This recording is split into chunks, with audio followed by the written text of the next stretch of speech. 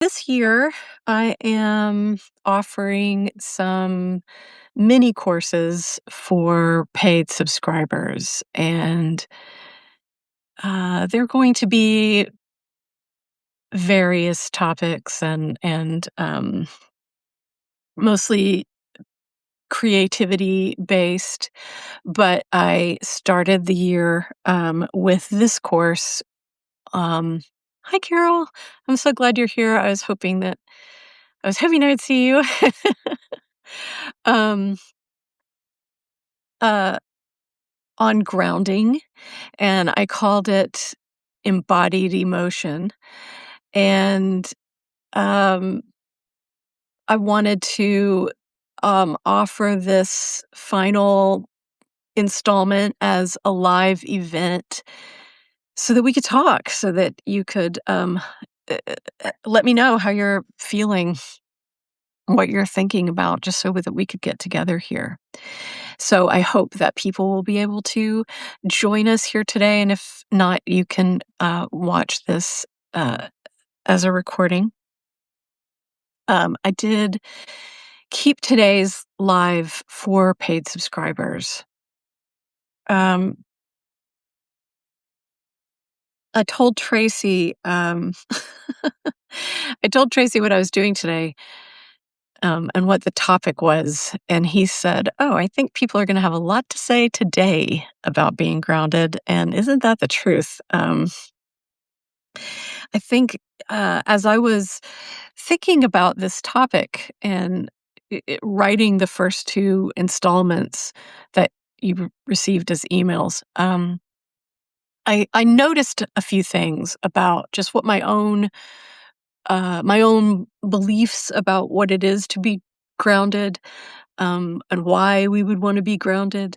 But also, I noticed that for me, there was this big connection between feeling grounded or feeling embodied and my spiritual practices. And so that's why I thought I would title today's talk or to this session today as grounding through spiritual practice. Um, to me, what it really is to be grounded is to be clear about who I am. So, in times like these, when we're in this time of great revelation and disclosure, we are seeing things, we are learning things, and we're receiving a lot of information at a rapid pace. Um, it's so important to stay grounded in the face of that. Because if I know who I am, if I'm clear about who I am, if I'm fully seated into this body and this life, and then I find out that you are not who I thought you were, I'm still who I thought I was. But I think we're going to be seeing some people really sort of lose their grip as these revelations are made. If I'm putting all of my identity into other people, if I'm putting everything that I believe to be true about reality into other people, and then I find out that those other people aren't who I thought they were, then I'm not going to know who I am. And so I hope that I think that was a very scattered way, actually, a very ungrounded way for me to say what I mean. But I hope that you could pick up on what I mean, like why I think it's so important in these times for us each to be anchored. Hi, Catherine, to be anchored into who we are and what we know to be true about ourselves. Um, so, what do I mean by my spiritual practice being grounding or finding grounding and clarity through my spiritual practice? And one of the things I mean by that is that true spiritual practice is offers consistency. It offers something that is constant and unchanging. And so, whatever that practice is, whether it's going to church and participating in that, or a my personal meditation or prayer practice, or salt bathing, or breathing, breath work, like whatever it is that I'm doing as my practice, that I'm doing those things when times are good, and I'm doing those things when times are bad. So when these shifts, these sort of earthquake moments are happening, and we're receiving information and we're learning how to respond to what's going on in the world, while massive changes are happening very rapidly, practice that I have, my spiritual practice, isn't changing. It is constant. It is there. It is where I find myself. It's where I find my spiritual truth, my soul. I can stay grounded. I can stay clear through those consistent practices. Something that I've often just said to myself as I go through life is, whatever I'm believing, whatever I'm doing, whatever I'm practicing, it has to continue to hold water through bad times. It can't just be something that works when things are good. When things feel good, when I feel safe, when the world feels safe, when I'm not noticing other people being harmed, when I'm whatever I'm doing, my spiritual practices, whatever I'm doing in those times, have to continue to be valid and hold water in the times that are bad. And if they don't, if my beliefs don't um, help me care for other people and care about what's happening in the world, then I need to reexamine those beliefs. Um, for me personally, when I talk about knowing who I am, being clear about who I am, that really goes back to this my whole life, like my whole life, when I look back at me trying to be a person, I have always felt this resistance to any sort of forces that were trying to control me, or that were trying to tell me who I should be or who I was. That to me feels very ungrounded. If I'm going to someone else to tell me this is what reality is, or this is who you are, or this is what you should try to do. So, being clear with myself about who I am is what keeps me stable. It's what enables me to meet the world and to listen to other people's ideas, that I'm not listening to other people's ideas so that those other people can control me or create me. I already know who I am. And then when I'm really grounded and clear about who I am, then I'm able to listen to other people. And then I'm able to change, and to change my mind, and to see the world differently, and to examine my thoughts and my beliefs, because I'm anchored physically into my spiritual essence and my soul's essence and who I actually am, not someone else's idea of who I am. So things that I noticed when I was writing about being grounded, I noticed that physical creation is really grounding. So doing things with my hands. Sometimes I will, if I'm stuck in a piece of writing, or if I've been writing and writing and writing something, or I've been blocked about writing something, I'll just get out a physical notebook and a pen, and I'll start writing by hand, because there's something about the physical writing, instead of being on a screen, that's helpful to me. Just taking a walk and taking a walk without listening to music, without listening to a podcast, just walking and noticing what I'm seeing and just naming the things that I'm seeing and noticing the way the sunlight is cast across a plant or a flower, or noticing the way the birds sound, the way that they are gathering in the sky. I think all of that kind of thing, just taking a walk, can be very grounding and can put me right back into clarity. Um, I have noticed personally how grounding it was for me to have my dogs. Um, Sorry, my screen went dark, but I don't know if it really went dark or whatever. I'm just going to keep talking. You can tell me if you can't see me. Please tell me. Um, uh, so learning to live and to navigate my life without my dogs, without Rocky next to me, has been very illuminating, because, um, having him, especially the last, couple of years of his life, Rocky was always with me. He was always touching me physically. In fact, the desk chair that I'm sitting in right now is new. I got it a couple of weeks ago because I could never have a desk chair before, because, I couldn't sit in a desk chair because I had to sit back on the futon with him. And whenever I had Zooming, when I needed to Zoom for work and stuff, I would have to just figure out some way to prop my, um, laptop up on r desks and books and stuff so that I could sit on the futon with him.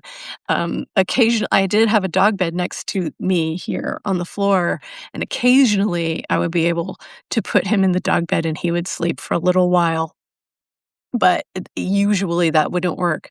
He was so connected to me, and I could feel him when I was away from the house. I could feel him tugging on me to come back to the house. And so I didn't really realize how much of my embodiment was tied up with his embodiment, like his physical self, being with me was very much the way I related to my own physical self and my own body. So in these days of having him not be here physically, it's been really interesting to me to figure out how to get back into an embodied place without him. And I know, Carol, you mentioned to me that you thought that you heard him, like maybe a spiritual heard him spiritually on on a recent video, and so I loved that so much because I've had a really, really hard time with him not being here, and, uh, sometimes I can feel them both. I can feel Rocky and Woody both in the energy. I can feel them come around, and, um, I know, like, every single it's like just a part of human it's a part of human existence that we have to cope with grief, and some of us are grieving, relationships and people and animals that are much harder to grieve than others, and so I never wanna really talk about my grief for him because I don't want to, imply that I don't know, like, I'm very cautious about doing that, but the truth is that we're all in grief in various ways, and I think that that also relates back to this issue of being grounded and being clear about the physical and being clear about who we are, because, um, to be grounded is to be open to all of experience and to all of emotion, and, I think sometimes we can get this idea about detachment, and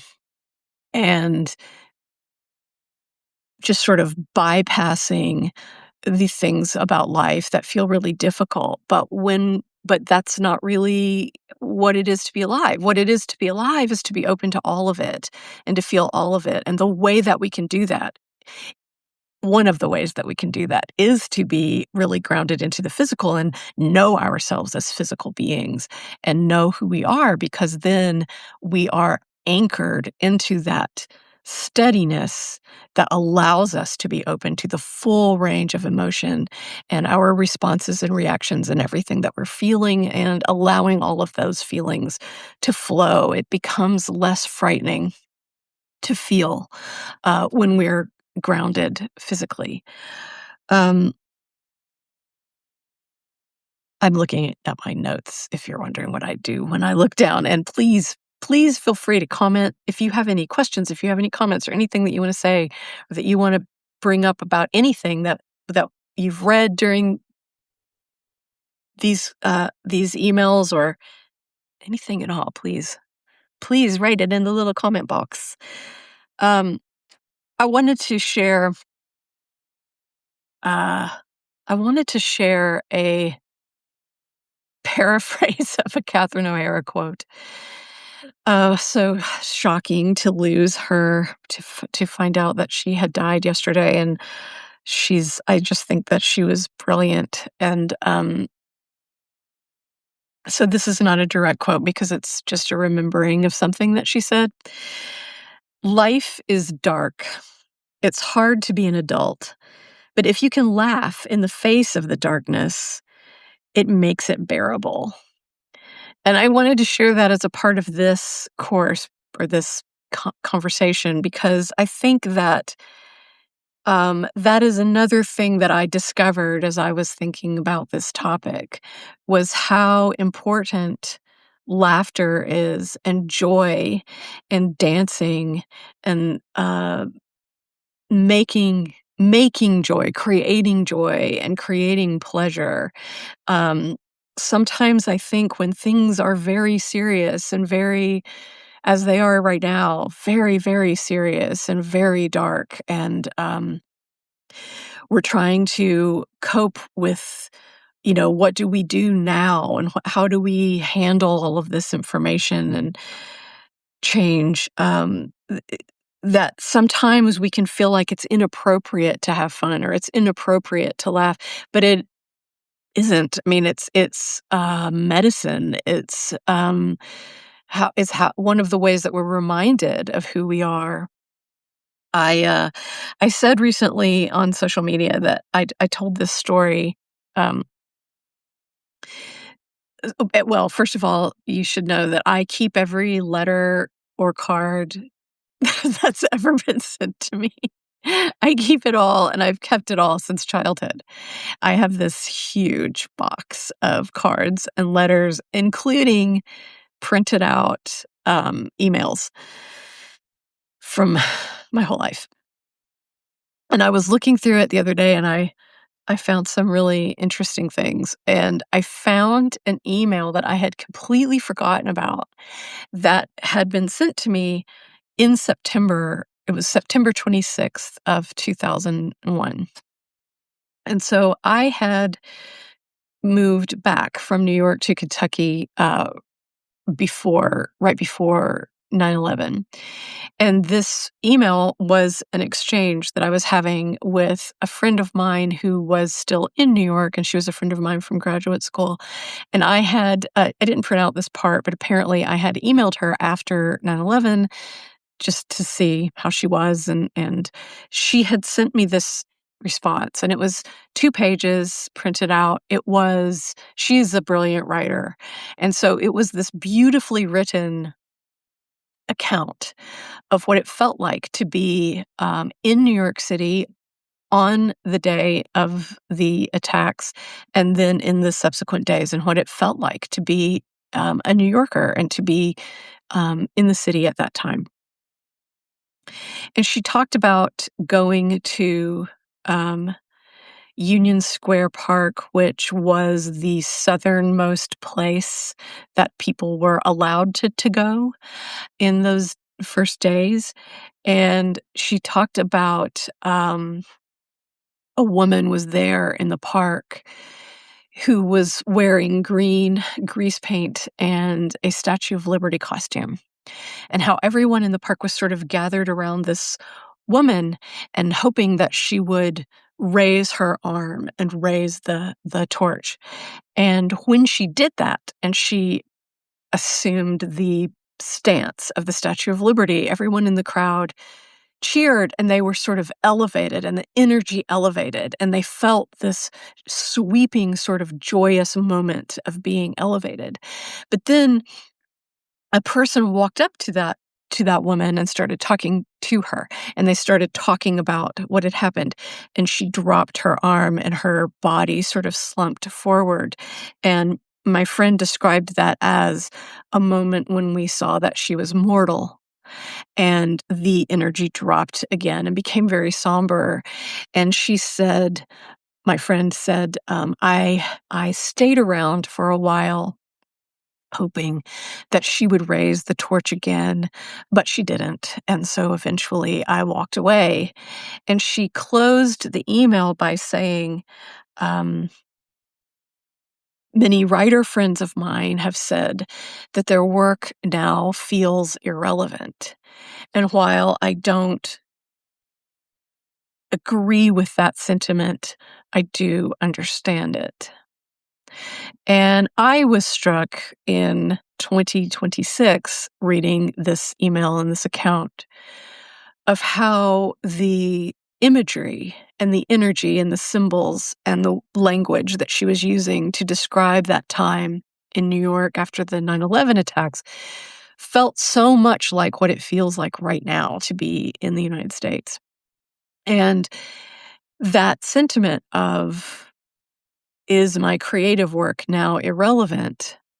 I could so relate to what she was saying that I don't agree with that. I don't think my work is irrelevant, but I understand it. I understand feeling like it is.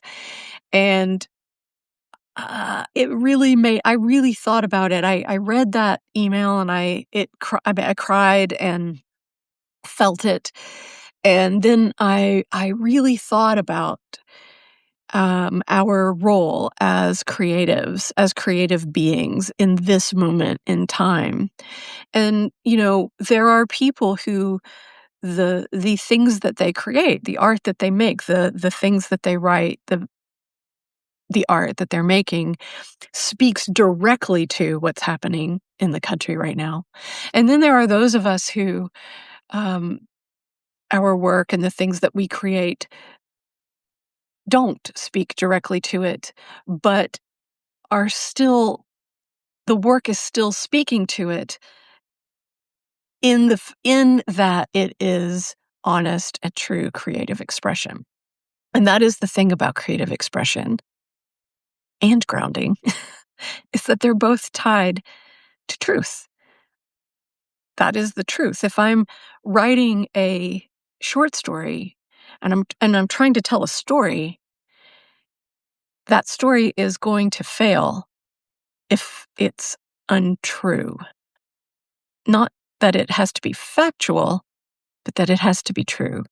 And all art, all good art, speaks the truth of some kind, of one kind or another. And so I really do think that by creating, by continuing to create, by continuing to make the art that we make, whatever that is, whether it is writing or painting or crafting of some kind, or maybe you blend herbal teas, or you are a quilter and you sew quilts, or whatever it is, we're all creative beings. Whatever it is that we create, as we continue to create, as we continue to make the art of our souls and of ourselves, and the art that feels true to us, as we are expressing ourselves as humans, we are contributing to this moment in time. And we are helping this incredible job of heavy lifting that we are all doing as a collective right now. So, I do want to just say one more thing. I was going to close, but I want to just say one more thing because I want to bring it back to spiritual practice and how I think that for me, feeling grounded and being grounded has to do with spiritual practice.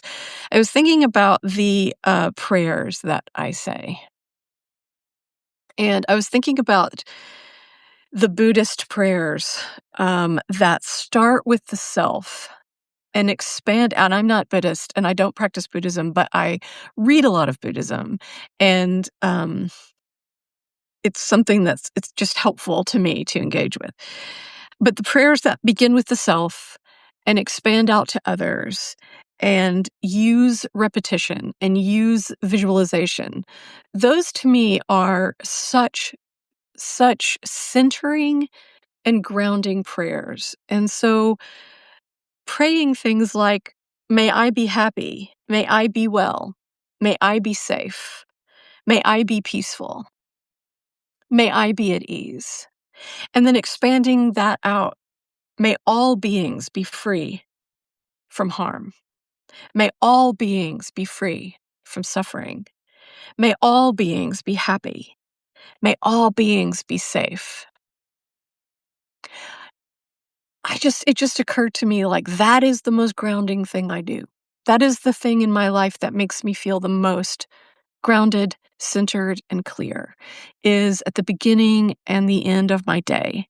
When I pray for myself and for others, when I am praying not only for specific people, not only for individuals, but for the freedom from suffering for all beings, that's how I stay grounded. And so that's going to be my closing arguments for this course on grounding. So,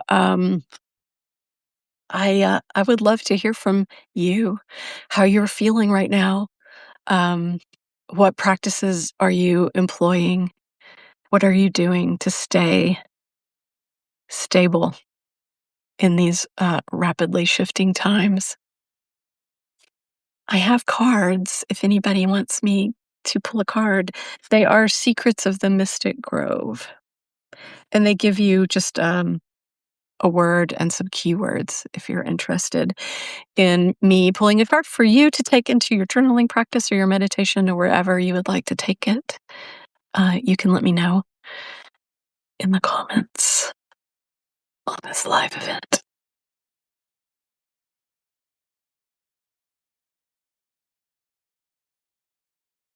No.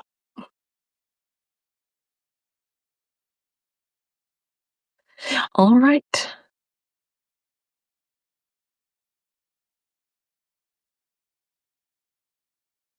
All right then. I guess that's it. Thank you so much for being here. Thank you, as always, for reading and being a part of this community, listening to me and um, supporting me in this work. And if you have any ideas or suggestions for the next offering for paid subscribers, the next little mini course, if there's a subject that's really calling to you that you would like for me to address, then please send it to me. Please let me know. All right. I love you all. Have a great day. Bye.